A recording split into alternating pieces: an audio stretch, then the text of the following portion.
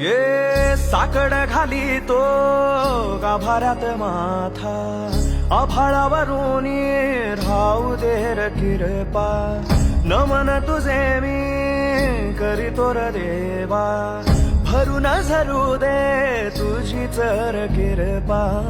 हिमतीचं बीज दे पोई तुझ्या दारची, उभं राहू वादळी ना भीती कुणाची. साथीला तू राहू मी वाट चालतो, खडतर वागडी असो दूरची.